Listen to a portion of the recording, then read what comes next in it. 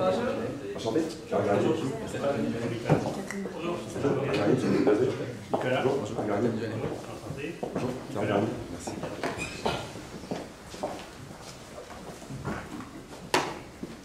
Bonjour, bienvenue à tous sur le commerce international. Je vous demande s'il vous plaît d'éteindre le volume de vos cellulaires. Est-ce que vous pouvez essayer de consignes en anglais?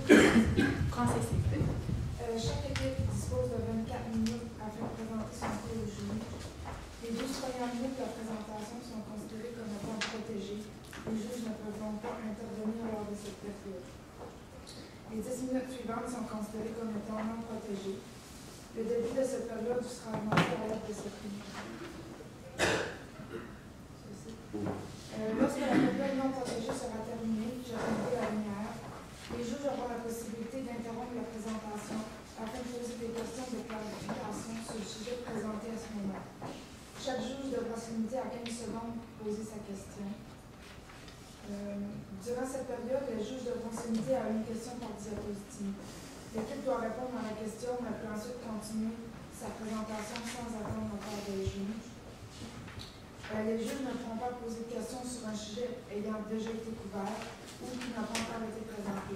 Ces questions devront être abordées durant la période de questions à la fin de la présentation. Les 2 dernières minutes de la présentation servent à conclure la présentation. Ils sont à l'abri des questions des juges. Je montrerai des cartons affichant le temps restant une fois qu'il restera 12 minutes, 7 minutes, 2 minutes, 30 secondes. Puis finalement, je vais faire 10 secondes, pendant de 10 secondes avec mes mains.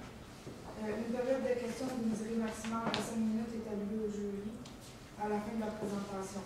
Je tiens à rappeler au jury qu'il est obligatoire de poser au moins une question lors de cette période et que vous êtes limité à une question par diapositive. Je vais maintenant les juges à se présenter et vous pouvez ensuite débuter la présentation. Bonjour, je m'appelle Stéphanie Laplanche, je suis la directrice de production pour la compagnie APN. Bonjour, je m'appelle Jean Aubin, je vais passer ma vie internationale. J'ai aussi le privilège d'être chargé de cours dans une université du Québec où j'ai enseigné la gestion internationale, le management et la finance. Bonjour, Stéphane Magnard, directeur R&D chez APN. Bonjour, Joël Lessard, directeur d'amélioration continue et optimisation chez APN. Nicolas Gagnon, Business Development Manager chez Expo. Est-ce que c'est possible d'avoir un contact visuel avec tous les membres de l'équipe pour les cartons? Du temps. Du temps? Je vais les montrer demain. Oui, Vous mais avez tous les justement trois? qu'on acquiesce avec le signe de temps. Ok. Parfait. Est-ce que je peux essayer le pointeur? Est-ce que je peux juste m'assurer que... Oui, absolument. Vous pouvez parler aussi. Hein?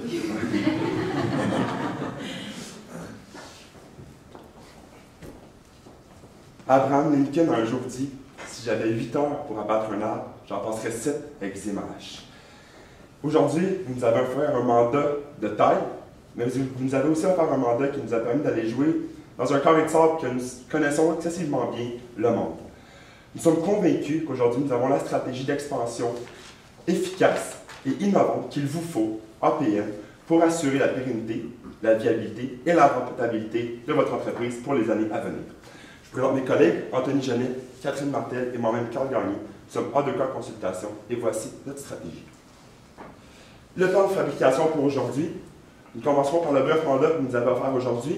Une brève analyse approfondie que mon équipe et moi avons fait sur l'analyse interne et externe de votre entreprise, la stratégie, une implantation concrète de comment cela va se réaliser et puis finalement une conclusion pour faire un bref retour.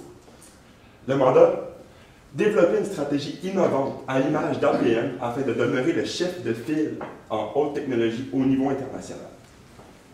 Les objectifs, il y en a 2. Développer un partenariat avec une compagnie de haute technologie européenne d'ici 5 ans avec une possibilité d'acquisition à la suite. Et puis, développer un logiciel de Web 4.0 et l'adopter pour APN et vos installations. Donc, c'est une stratégie en entonnoir avec la situation actuelle ou l'évaluation de la situation actuelle et à l'international de votre entreprise. Puis, nous finirons avec une création d'un partenariat pour APN pour justement une stratégie d'expansion vers le Web 4.0. Parfait, merci. Avant de rentrer vraiment dans le cœur de la stratégie qu'on a pour vous aujourd'hui, ça va être important de faire un bref survol en fait, des éléments autant internes qu'externes auxquels APN est confronté à tous les jours. Et en fait, c'est beaucoup d'éléments qui vont faire partie un petit peu de nos recommandations. Vous allez voir, vraiment, ça va mettre la table pour notre stratégie. Donc, pour ce qui est d'APN, en bref, dans le fond, les éléments clés qui nous ont marqué en fait lorsqu'on a analysé vraiment l'entreprise en soi. Vous avez des employés qui sont très qualifiés, vous êtes un chef de file dans votre domaine, puis ça vraiment, on va travailler excessivement fort à ce niveau-là aujourd'hui avec notre stratégie qu'on a pour vous, pour que vous demeuriez aussi chef de file, pas juste sur 5 ans, mais pour les années à venir. Comme vous avez dit si bien, vous avez beaucoup, vous employez énormément une vision stratégique à long terme, donc c'est ce qu'on va avoir pour vous aujourd'hui. Vous avez des certifications, vous avez une reconnaissance dans l'industrie, vous avez des connaissances aussi en acquisition, en partenariat, donc ça vraiment c'est un levier pour nous aujourd'hui. On va pouvoir utiliser vos connaissances que vous avez déjà à l'intérieur de l'entreprise. Puis, vous avez déjà aussi une belle expertise en informatique là, au sein de la direction. Un point de surveillance, en fait, ça c'est un point de surveillance que vous êtes confronté avec ce point-là à tous les jours. C'est vraiment les défauts de fabrication, c'est le nerf de la guerre dans votre industrie. Donc, on va travailler vraiment fort pour éviter que ça arrive pour les prochaines années. Pour ce qui est de l'environnement externe, les opportunités à saisir, c'est bien simple. On a l'automatisation des processus, autant pour sauver des coûts que pour améliorer la capacité de production.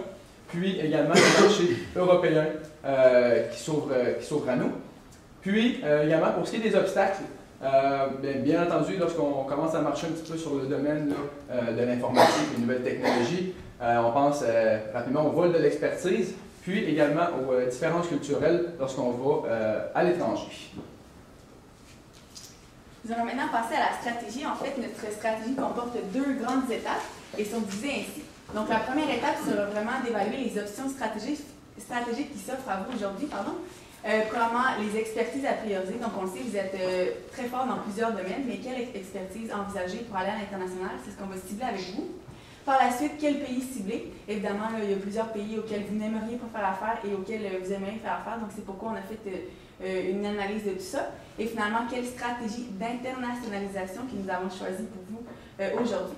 Finalement, la mise en place de cette stratégie-là, en fait, quels seront les critères de sélection pour l'entreprise sélectionnée, aussi quelle sera la nouvelle structure organisationnelle s'il y a lieu, l'apport des membres, donc de votre entreprise et de l'entreprise choisie pour faire notre stratégie, les aspects contractuels et finalement, là, à long terme, qu'est-ce qu'on va faire avec cette stratégie-là. Commençons tout de suite avec les expertises à prioriser. Donc, vous avez en fait là, plusieurs domaines d'expertise. Ici, on les a étalés et puis on les a évalués sous 5 différents critères, soit l'aéronautique, le médical, civil, le médical est des fois une petite coquille, et aussi le Web 4.0. Donc, pour ce qui est de la connaissance, on voit que vous êtes beaucoup plus fort au niveau de la connaissance en aéronautique. Par contre, la croissance de l'industrie est vraiment plus forte avec le Web 4.0 puisque c'est une nouvelle technologie que vous avez depuis seulement 1 an et on croit vraiment que c'est là-dessus que vous devriez miser en fait là, pour le futur. Aussi, l'investissement de temps. Évidemment, le Web 4.0 requiert un peu plus de temps en fait que l'aéronautique, étant donné que l'aéronautique, c'est un domaine auquel vous œuvrez depuis longtemps finalement. Mais par contre, là, vous pourriez faire beaucoup plus de profit avec le Web 4.0. Au niveau du civil et du médical, les deux se ressemblent, donc la croissance de l'industrie est assez bonne. Par contre, l'investissement de temps requiert un peu plus de temps et aussi les profits sont beaucoup moins élevés que le Web 4.0. C'est pourquoi aujourd'hui, nous vous proposons d'y aller avec votre nouveau logiciel de Web 4.0 qui va, de un, vous aider pour votre industrie, mais aussi aider beaucoup plus d'industries en fait dans le monde qui auraient peut-être besoin de cet outil-là. Quels sont maintenant les choix du pays? Donc, comme on le sait, là, vous l'avez mentionné dans le cas, le Brésil ainsi que l'Asie, en fait, nous, on a vraiment ciblé la Chine ici aujourd'hui. Ce n'est pas des pays qui vous passionnent. Et lorsque vous êtes entrepreneur, vous devez être passionné par ce que vous faites. Et comme ces pays-là, en fait, ne vous passionnent pas, on ne les a pas envisagés pour le futur. Ce qui nous menait à l'Allemagne ainsi que l'Afrique du Sud. Pour ce qui est de la connaissance technologique, l'Allemagne est très très forte technologiquement parlant. C'est pourquoi en fait on pourrait envisager ces pays-là pour développer votre logiciel Web 4.0. Et finalement, les différences culturelles, en fait, c'est vraiment ces critères-là qui nous a fait pencher vers notre choix aujourd'hui. Tous les autres pays, en fait, ont une différence culturelle assez grande comparativement au Canada versus l'Allemagne qui se ressemble très bien. C'est pourquoi on a envisagé l'Allemagne également. juste pour vous prouver en fait que les différences culturelles entre le Canada et l'Allemagne sont assez similaires. Nous avons aussi sorti un tableau de Hofstede, finalement, et puis qu'est-ce qu'il nous a vraiment envisagé, c'est vraiment le long-term orientation juste ici. Étant donné que nous, le Canada, on ne vise pas nécessairement de l'orientation long terme, mais qu'eux sont très forts à ce niveau-là, et que votre logiciel va se développer sous plusieurs années, on a vraiment envisagé là, ce pays-là. Aussi, pour un autre point, ce serait vraiment l'avoidance, uncertainty avoidance, pardon. En fait, là, eux, lorsqu'ils sont vraiment incertains dans un sujet en fait, qu'ils ne connaissent pas, ils n'iront pas, mais nous, on le fait en fait. Donc, c'est pourquoi s'allier avec eux, ce serait vraiment d'équilibrer les forces de chaque pays, finalement. Et finalement, la stratégie d'internationalisation, Anthony, pouvez-vous nous en parler? Oui, j'imagine en fait que la question que vous brûlez aux lèvres, de quelle façon est-ce qu'on va aller justement en Allemagne pour développer votre logiciel de Web 4.0. En fait, c'est simple. On a, grosso modo, on a trois stratégies qui s'offrent à nous aujourd'hui. On a, oui, la co-entreprise, l'acquisition et le partenariat. C'est, en fait, l'acquisition et le partenariat, c'est des choses que vous avez déjà faites. Puis la co-entreprise, ça pourrait être quelque chose de nouveau. Je vous explique. En fait, lorsqu'on a mis un moins, c'est quelque chose qui est vraiment mais désavantageux la stratégie. Lorsque c'est un plus, c'est à prioriser. Donc, grosso modo, ça a été établi sur 4 critères. Donc, la facilité d'exécution.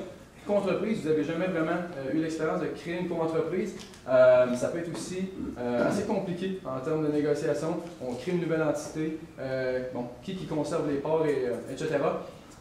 Donc ça, c'est un élément vraiment qui vient un petit peu désavantager la co-entreprise. Un investissement requis, ça vient un petit peu avec la facilité d'exécution. Quand c'est un petit peu plus compliqué, nécessairement, ça prend un petit peu plus de temps et l'argent. Le taux de réussite, oui, il peut être intéressant. Le potentiel de profit également, il peut être intéressant. Ce qui m'emmène par la suite à l'acquisition. Vous en avez déjà fait, donc on met ça vraiment un plus. C'est quelque chose qui est facile pour vous. Donc ça va être à prioriser dans les prochaines années. Investissement de temps et d'argent, oui, ça prend beaucoup de capital à la base, mais ce qui est intéressant surtout à noter, c'est vraiment le potentiel de profit par la suite à long terme. On l'a dit, vous l'avez répété à plusieurs reprises, vous, c'est votre vision, elle est à long terme. On veut vraiment avoir une stratégie pour vous aujourd'hui qui va être à long terme. C'est pourquoi, en fait, j'en viens avec mon troisième élément qui est le partenariat. Il y a énormément d'avantages à faire un premier pas vers le partenariat. Pour la facilité de son exécution, un investissement requis en temps qui est moindre. Taux de réussite également qui est très avantageux. Potentiel de profit à long terme un petit peu moins avantageux. Le pourquoi, en fait, on va viser le partenariat pour la première étape, en fait, c'est qu'on veut vraiment limiter les risques à court terme.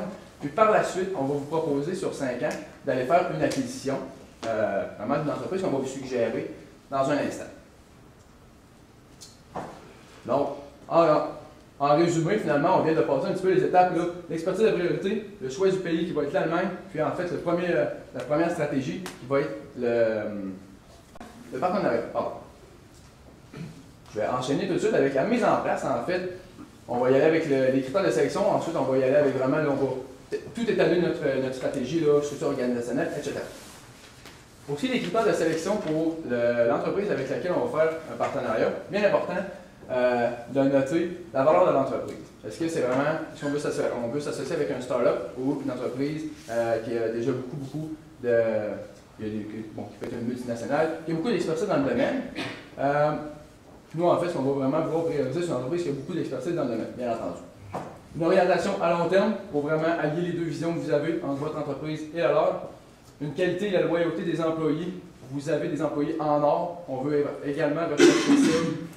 Oui, on veut vraiment aussi rechercher ça du côté de l'Allemagne. Vraiment le long-term orientation, on l'a dit. On veut de la haute technologie. On veut vraiment pas cibler un startup. On veut cibler les meilleurs tout simplement pour venir complémenter votre entreprise. Pour le reste, un petit peu de la présentation, on a ciblé une entreprise qui va être fictive, on l'a appelée Web 4, un petit peu dans la même lignée que votre Web 4.0. En fait, c'est une entreprise qui va être à déterminer au fil des analyses. Il va vraiment falloir se présenter en Allemagne. Bref, je passe un petit peu les détails. Pour le reste de la présentation, ça va être avec Web 4 qu'on va faire le démarchage. Je vais Catherine. Donc, jury, on a vu le premier volet, les options stratégiques qu'on avait. On est passé aussi brièvement sur les critères de sélection. On est rendu à la structure organisationnelle. Donc, comment ça se divise exactement?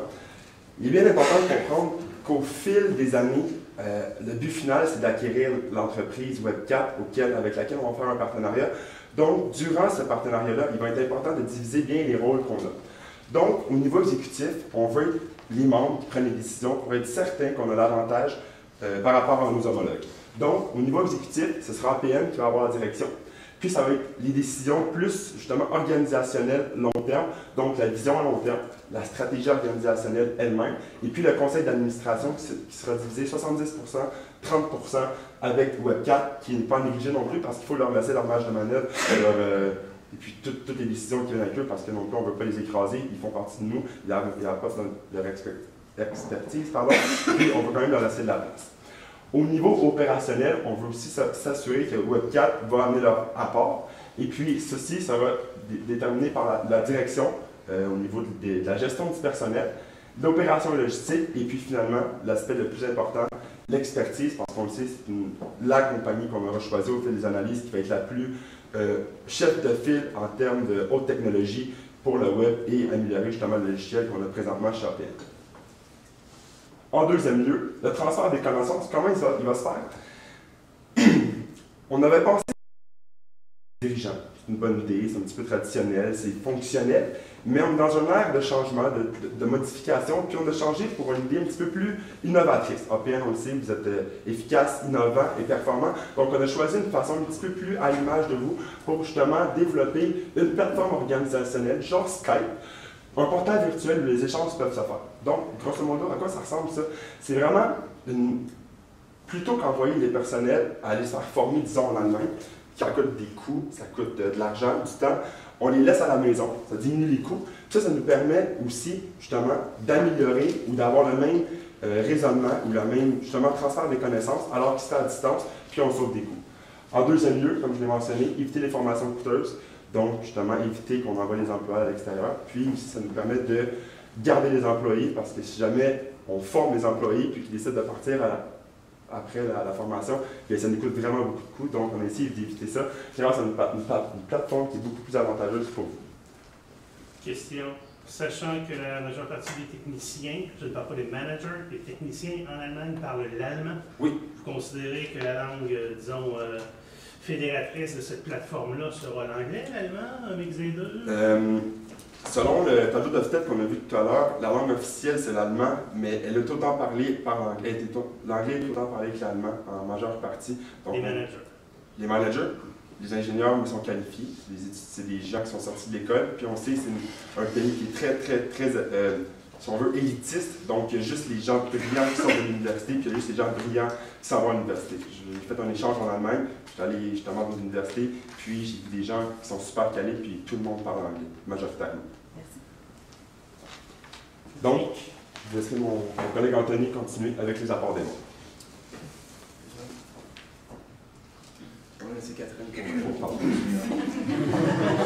Ça se ressent. Donc, pour ce qui est de APN, en fait, et de Web4, l'entreprise effective, APN va vraiment apporter le logiciel, en fait, que vous avez conçu il y a un an, 4.0, ainsi que les capitaux et les ressources, autant humaines que matérielles. Bien, en fait, le matériel, ici, on parle des logiciels qui sont finalement dans l'ordinateur, mais grosso modo, l'apport en capitaux va se faire vraiment de vous, étant donné qu'on aimerait que l'entreprise Web4 soit une petite entreprise, en fait, plus petite que vous. Pour ce qui est de Web4, en fait, ça va être tout le côté expertise. Donc, comme je l'ai répété au début, ils connaissent vraiment la technologie en Allemagne. Ils sont développés un peu plus que nous à ce niveau-là. Donc, ils vont pouvoir vous apporter de l'aide par rapport au développement du logiciel. Et puis aussi la connaissance du marché allemand.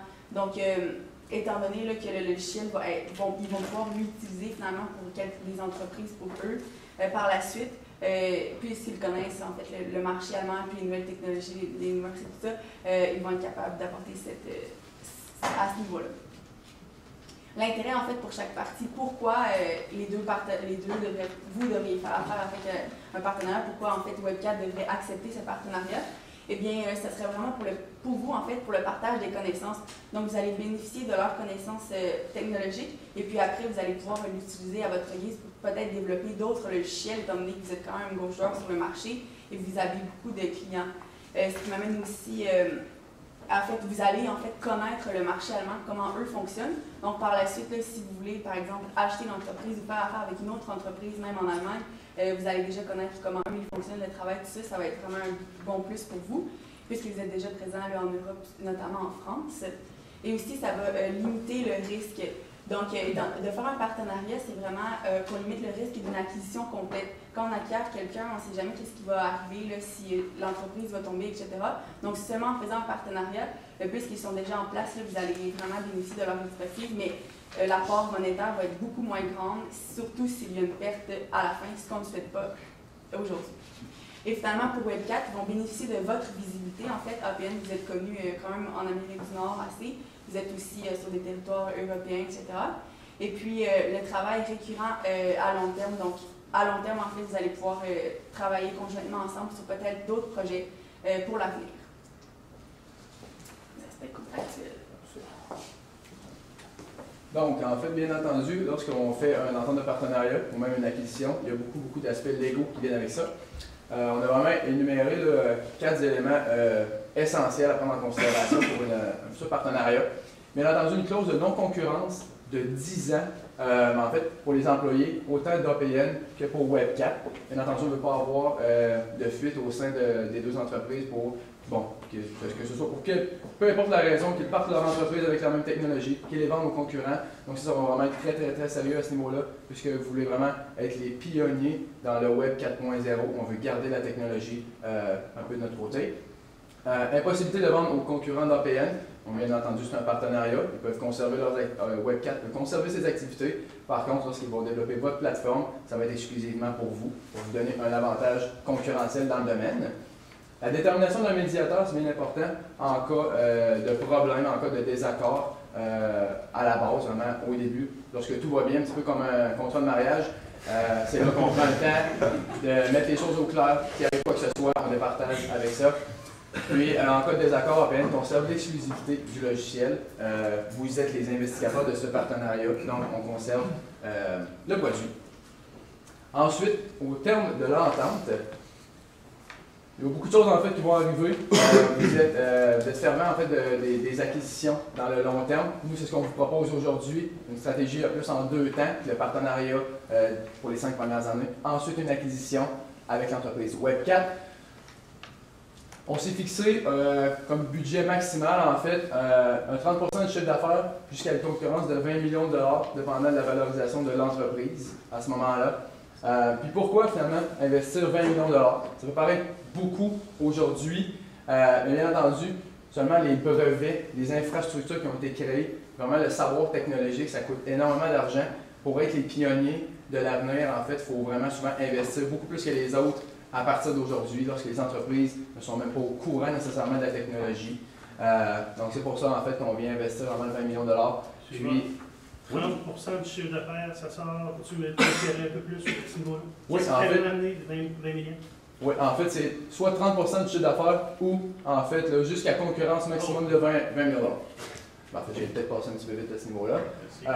Puis en fait, pour les compensations possibles, justement, si il y a une réorganisation de l'organigramme, s'il y a certaines mises à pied qui doivent être faites, ben justement, il y aura des compensations qu'on va pouvoir avoir budgété ça à l'avance.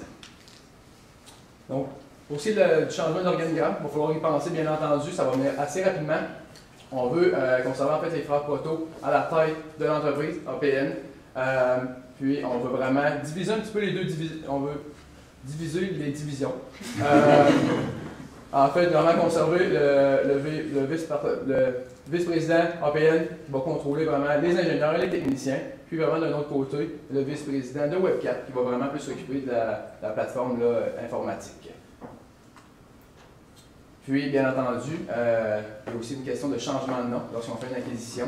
Nous, ce qu'on veut faire vraiment pour la plateforme technologique que vous allez offrir, c'est vraiment de conserver votre nom, APN, puis on fait simplement rajouter avec Web4 pour vraiment leur donner au moins un sentiment d'appartenance à leur création.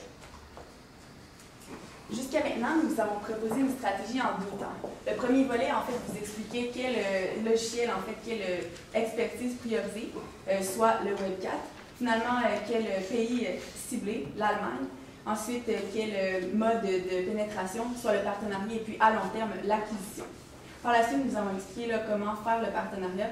Donc, il y a les aspects contractuels, le rachat en fait au terme du partenariat de 20 millions de dollars maximal pour en fait devenir faire une acquisition finalement. Aussi, nous avons parlé de l'organigramme qui allait possiblement changer. Et puis maintenant, nous allons passer à l'implantation, soit l'échéancier, le budget, les mesures de contrôle, et nous allons finalement finir avec la conclusion. Pour ce qui est de l'échéancier, en fait, on vous a mis un tableau ici sommaire des choses à faire. Évidemment, le transfert de connaissances et puis le développement du logiciel va se faire tout au long des 5 années du partenariat. Donc, on avait ciblé le 5 ans. Puis, on pensait faire l'acquisition au terme du 5 ans, étant donné que c'était votre cible. Nous pourrons revenir en période de questions si vous voulez plus d'informations à ce niveau-là. Au niveau du budget, en fait, on a divisé selon les aspects contractuels, développement du logiciel, acquisition future et transfert de connaissances. On a vraiment misé la plus grosse partie du budget sur l'acquisition future. Pour un total de 26 millions de dollars. On a aussi mis les pourcentages dans la barre à droite. Si vous n'êtes pas satisfait finalement des chiffres, là, vraiment l'apport va être pour l'acquisition future, le plus gros apport. Pour ce qui est des mesures de contrôle, on a fait en fait l'économie dégagée par le logiciel 4.0, assurer aussi la symbiose entre les deux entreprises, donc vous et Webcap, pardon, ce serait vraiment important d'assurer que les valeurs se concordent, etc. Et finalement, l'apport de marché obtenu grâce au logiciel. Pardon.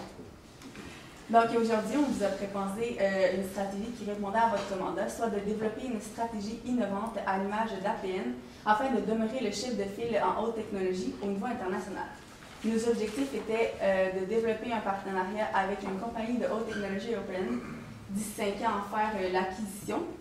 Par la suite, de développer le logiciel de Web 4.0 et l'adopter, de vendre la technologie développée aux autres industries. Nous sommes hors de cas consultation et nous croyons avoir la solution qu'il faut pour mener à terme votre mandat. Nous serons maintenant prêts pour une période de questions. J'en aurais une. Pourquoi acheter une compagnie en Allemagne pour nous aider pour les logiciels au lieu d'à Québec, qui serait juste à côté de chez nous, pour nous aider à développer ces logiciels? Oui. En fait, c'est vraiment un premier pas, un deuxième pas. En fait, vous êtes déjà implanté en France. On veut vraiment continuer un petit peu la percée européenne. Vous avez dit, d'ici 5 ans, il y a des potentiels de 5 à 6 millions de revenus supplémentaires qu'on peut aller chercher avec ça. Donc, on vous dit que déjà, en étant présent sur le marché européen, oui, avec une firme technologique, ça nous donne déjà une bonne approche pour le futur, pour aller faire des affaires avec des compagnies plus dans l'aéronautique. Vraiment, c'est d'ouvrir un petit peu nos horizons, puis d'avoir un pied à terre, tout simplement, dans un autre pays. Question. APN possède environ 40 ans d'expertise dans le domaine manufacturier, produire des pièces. Là, pour la croissance, dans le fond, on nous propose dans le fond, toute notre stratégie sur un logiciel qu'on a développé depuis les 2 dernières années. C'est une tendance qui émerge de l'Allemagne. C'est vraiment récent, c'est vraiment un buzzword en ce moment. Comment justifier aux actionnaires justement le fait qu'on ce virage-là de manufacturier vers le logiciel à 90 degrés comme vous dites? En fait, là, le nouveau logiciel, c'est pas de devenir le produit prioritaire là, que vous faites en fait, chez APN. C'est vraiment de conserver les autres expertises, mais d'ajouter quelque chose à votre portefeuille pour vous diversifier encore plus et vraiment vous s'étaler horizontalement, là, si je peux dire, pour pénétrer plus de marchés que vous ne le faites présentement. Je peux faire un petit peu aussi. C'est vraiment important de comprendre qu'on a mentionné qu'on ne voulait pas avoir la technologie à nos compétiteurs, mais bien vous permettre de la doter à votre propre manufacture. Donc, vos propres machines, avec le Web 4.0, vont pouvoir, en temps réel, avoir l'information de vos propres machines, diminuer vos coûts grâce à l'information qui va rentrer avant le temps. Donc, justement, la main-d'œuvre pour la réparation, tout ça va diminuer. Donc, c'est vraiment de doter votre usine avant tout de la vendre grâce à ce logiciel-là, et puis ensuite d'élargir vos horizons grâce à ce produit. Merci.